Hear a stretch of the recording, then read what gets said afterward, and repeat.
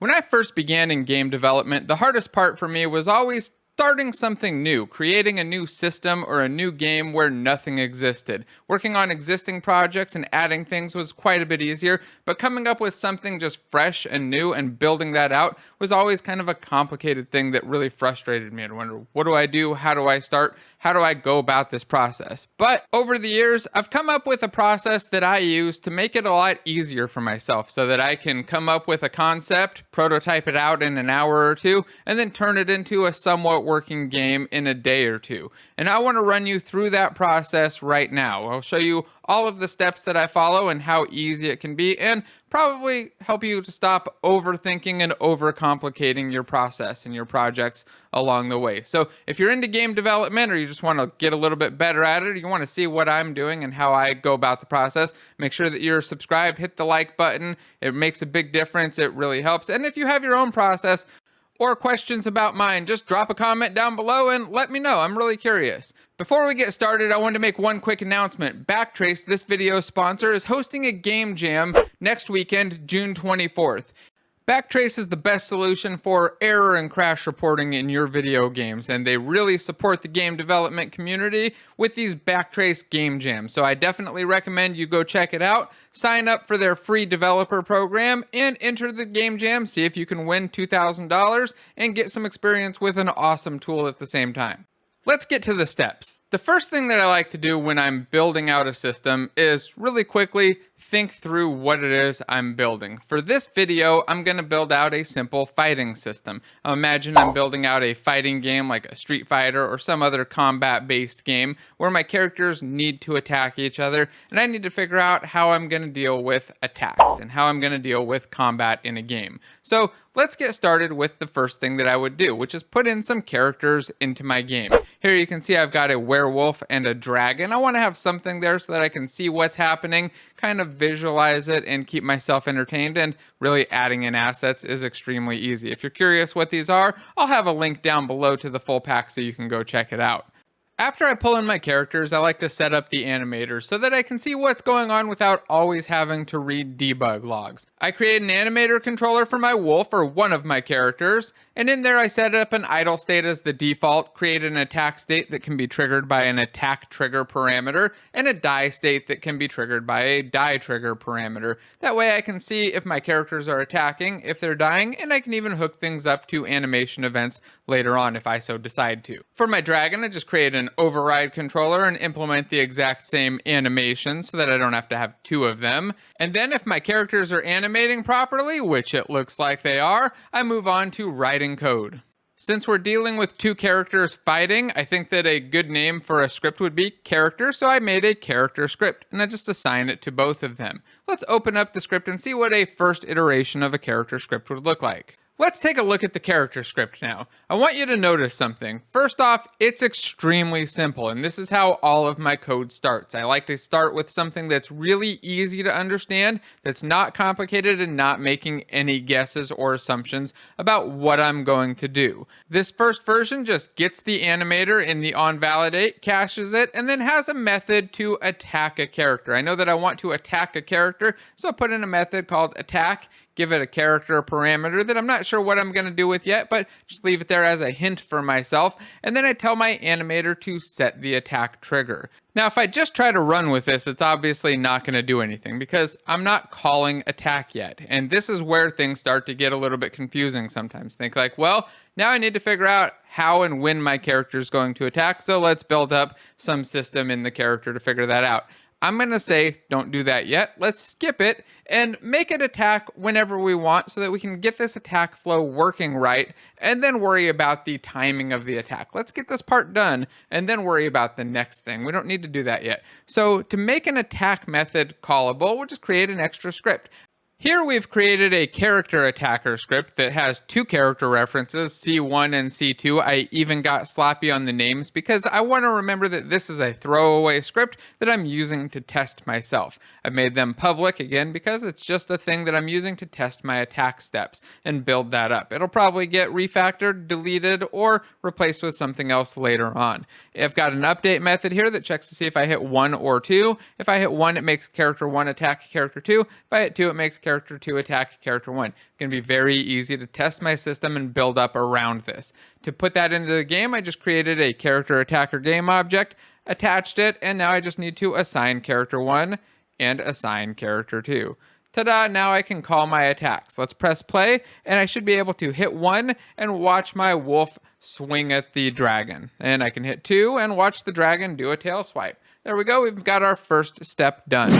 The next step is to add some health and make these characters actually die. To do that, I'm going to go right back into the character script and we'll add in a couple new fields. We'll add a maximum health field, something that will define how much health the character has, and I'll make this a serialized field so that I can modify this per character. It might be something that each individual character has a different value for. It might be all the same. It might be something that I just want to adjust, but I'm going to make sure that it's available for me there on my prefabs. We'll also keep track of our current health, and then in a start method, we'll set the current health to max health. Relatively simple stuff. By the way, if you haven't seen this syntax before, it's an expression body method. It's just an easy way to do a one-liner method without having all the extra braces. Nothing special there, but it looks a little bit different. I do the same in on validate. You may have noticed that. I want to call it out in case you're not familiar with them. The one thing that we have changed here, the big thing that I have changed, is that inside the attack method, we actually decrement the current health. So on line 16 now, I say character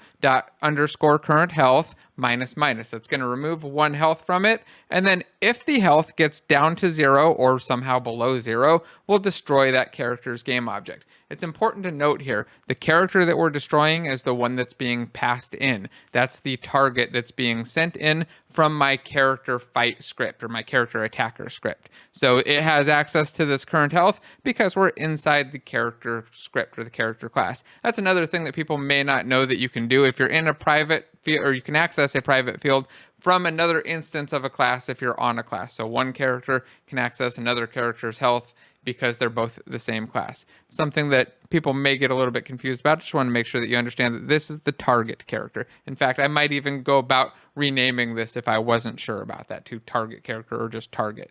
To see this in action, I've got my dragon selected in debug mode so I can see the max and current health. The current already got set up to 5. I'm going to swing and attack, swing and attack, swing and attack, and look at that. It kills off my dragon. I do notice something though. If I attack really, really fast, it swings and it just kills him every time I click. So it's not actually waiting for an attack. See, I can just spam like that and he just dies. So let's add in the next step. My next step would be to make this thing feel a little bit more real. Right now, the damage is done immediately on attack, and I want to delay that, make it so that it hits when we actually hit with our character. That's an easy thing to do in Unity, so I go to my werewolf, select the animation for him. Once I found his animation, I just drag out the preview window to the point where I want him to be hitting. If you don't see your character there, you just drag the character down from the scene view into here and you'll see that character. Once I'm at the point where I think he should be hitting, which is probably like right about here, then I'll add in an event. Under the events section, I can hit the plus button and let's call this attack land. And then we'll go down, hit the apply button, and now I've got an animation event that will allow me to fix my timing. I can jump back over to my code, and then we can add in an attack land method. With my attack land method, I'll actually do something that I don't normally do, which is add in a comment. I usually do this when I have something that's called by an animation event because things don't detect it, and it looks like it's unused, and it's very likely that somebody will accidentally delete a method because it's called by an animation event and not shown as referenced in here. I've had it happen more than once, so I add a comment every time now. But if I want to move my code here to do this damage into the attack land, and I just do a cut and paste, I'm going to get a problem because I don't have a reference to that character anymore. So I'll come up with the next simple fix. Got to get my word out there. But the simple fix is to just cache this character as a target. So I'd take my character, say underscore target equals character, add in a field for it, hit Alt Enter, and just create a nice character field right up there at the top. So I'd have a character field that's getting set in the attack, and then in the attack land, well, obviously we'll just replace character with target. So I copy it, paste it over there, and now we'll have a nice delayed attack land. Now, before this will all work, I've got to make sure to add the attack land to my tail attack here on the dragon so that he can fight back. So we'll add attack land as an animation event and apply the changes. But with that, I should be able to hit play and then test out and see my characters fighting. Let's give it a shot. So I hit play and I've got both of the characters here in debug property windows. By the way, if you haven't used that before, just right click, hit properties. You get a nice window that's locked to whatever object. I've got them in debug mode so I can see them attack. The wolf swings, small delay, you can see the health go down on the dragon. Same with the dragon. Bam, the health goes down on the wolf as soon as the hit actually lands. Now I can attack and my characters disappear, and that's cool and all, but not quite what I want. I want that death animation to play and for the corpse to disappear. So then I'll move on to my next step, thinking about how do I want to deal with the death animation and making the corpses poof. Well, first thing I want to do is just play the death animation. So let's go to the part where our character dies in the attack land, and instead of destroying the character, let's just play a death animation. So we can cut this line and say animator.setTrigger, and here I'll call die. Now, one thing that I'll notice along the way is that Rider is recommending that I turn my animation properties into something that's cached for performance. It's a small performance improvement, but it's something that Rider recommends, and I generally like to follow along with using these cached property indexes. So I'll hit Alt-Enter and allow it to generate the index up here. So you see it just creates an integer that's kind of mapping that name to an ID, makes it a little bit faster for the lookup. I do the same for my attack, Alt-Enter, and create a cached property index,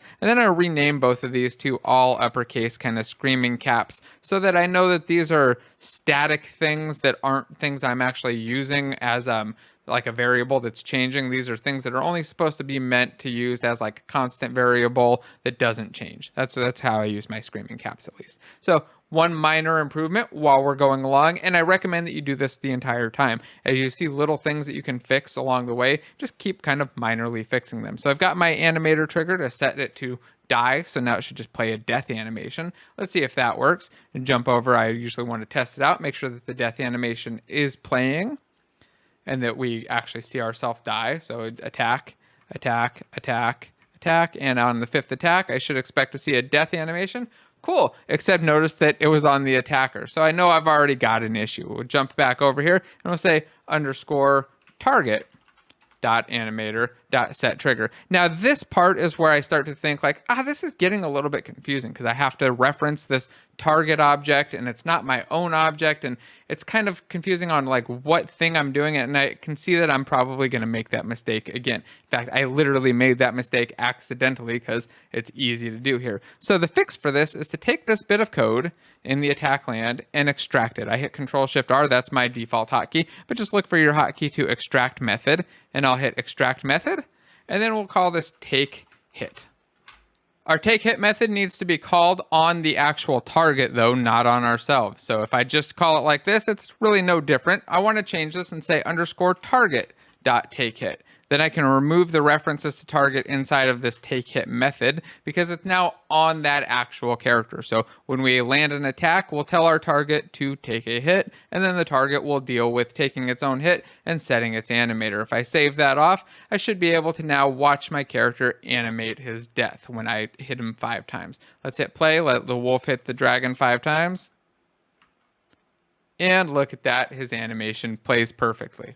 Now that we've got the character dying, I want to make 2 more little changes. I want to make it so that he won't die over and over, and so that his body actually poofs and disappears. That's, again, really simple to do. We'll go back into the character script, and to poof the corpse, we can just go down into the part where we set the death trigger, add in some braces, and then call this handy little destroy method. We'll call destroy on our game object, and just give it a delay. If you didn't know you could do that, when you want to destroy a game object, if you need to do it after some time, just add in a second parameter that's a wait time or delay. It'll destroy the object after that amount of time. The other thing that we want to do is make sure that we only decrement health or take damage if we are below or above 0. So we'll say if current health is less than or equal to 0 before we take the damage, then we'll just return and early exit out. Now we shouldn't take multiple hits, and our corpse should just clean itself up. All right, let's attack, attack, attack, attack, attack, kill him, and he doesn't keep playing that animation, and eventually the corpse poofs.